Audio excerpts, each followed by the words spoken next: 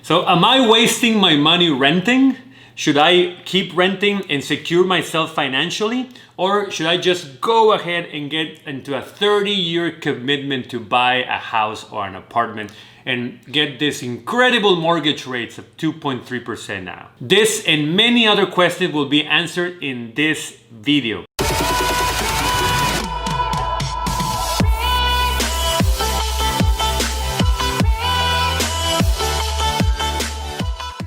So hi there, I'm Jaime Shekaba and welcome to your personal finance channel, The Foreigner in America, where I teach locals and foreigners everything that has a relationship with their pockets. So if you like everything that has to do with money, wealth, building richness, investing in real estate and in the markets, please subscribe to this channel and hit the bell so you don't miss any one of my videos. So having said that, let's begin. When you rent, you're in a very advantageous position. And renting is not a long-term strategy. So let me develop those two ideas a lot more so you understand where I'm going. You are in a very advantageous position when you rent. So I know you're not building equity. I know you're paying off someone else's mortgage. And I know you're not free to change things around as you wish. But do not lose the big picture here.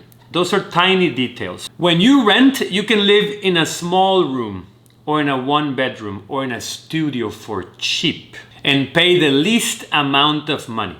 You can also rent a place with another person or two more people in the same place, which is called apartment hacking, and save a lot of money. You don't have to pay property taxes.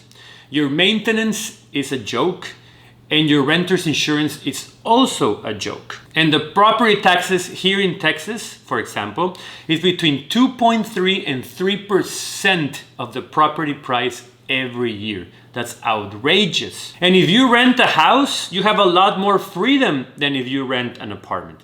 You can change things around a little bit more space, less hassle with the neighbors. And also, you can rent an apartment as big as 1,200 square feet, one bedroom with a studio for cheap if you're concerned about space situations. When you rent, you're highly movable. What happens if you want to change jobs? Then you can just pack your things and leave. What happens if you lose your current job? Then you can move out and go to a cheaper place. Or worst case, move back with your parents. It's easier for you to stop paying a rent than to stop paying a mortgage. And then electricity is the cheapest. Water is the cheapest and cleaning is the easiest. But oh my God, I'm losing the 2.3% mortgage rates right now. Chill out. The second thing I need you to understand is renting is not a long-term thing. Now that you heard me talking about all these benefits about renting, you can ask myself a question. Jaime, why don't I just rent forever? That's a good question. But the answer is because you're not stupid enough to do that. Renting is good if you're doing one of the two following things. One, either you're paying off debt, or two, you're investing the extra money that you have because you're renting. If you're not doing this, then you're wasting your money. Long term, you want to secure a house or an apartment that appreciates and gives you equity. And you also want to get rid of the payment. Either a rent payment or a mortgage payment. You don't want to have that for the rest of your life. If you rent your entire life, you will always have a payment over your shoulders. And you will never be financially independent. So I understand if you're coming out of college with student loans and you want to rent for some years while you pay them off. I understand if you come to this country as a foreigner like myself with a visa and you want to rent meanwhile you get a green card. Or if you're investing in something in particular like your business or real estate or the markets and you want to make that big enough before you go and get into a monthly obligation in a house, I totally understand those situations. But if you're not paying off debt, you're not saving for investing and you're still renting, you're totally wasting your money. You're just better off putting a down payment on a house and then paying the principal month over month with something that is actually yours. If what you want is detailed numbers on investing versus buying or renting, make sure you check out my past video, which I will link below, which is a solid video that you will love. If you're worried about the mortgage rates being so low today at 2.2, 2.3%, trust me, they will be like that 1 year from now.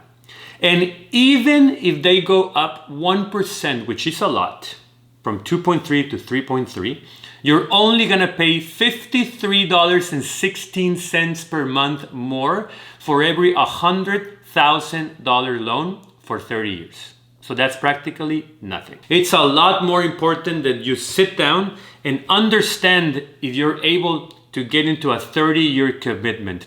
Pay expensive property taxes, expensive maintenance, expensive insurance, and be able to sell the property if you want to leave and pay a 6% fee, or at least rent it out and break even before you go ahead and buy a property. Now let me give you my foreigner insight for this topic. I rented an apartment for years and years before I took a decision to buy a house of my own. Investing your money and put it to work is a lot more important than buying or renting a place. If your friends or family bought a house, good for them.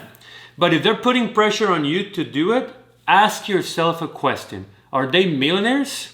Because if they're not, then you're getting advice on how to lose weight and getting a six-pack from someone that is obese. Follow my advice. Invest your money, put it to work, consolidate your finances, and then look for the best deal possible. A house that is well located, on a good price, can be rented, and that you like it a lot, which is the most important thing. If you like my video, give me a like. Please subscribe to my channel and hit the bell so you don't miss any one of my weekly videos. And until then, I'll see you next time.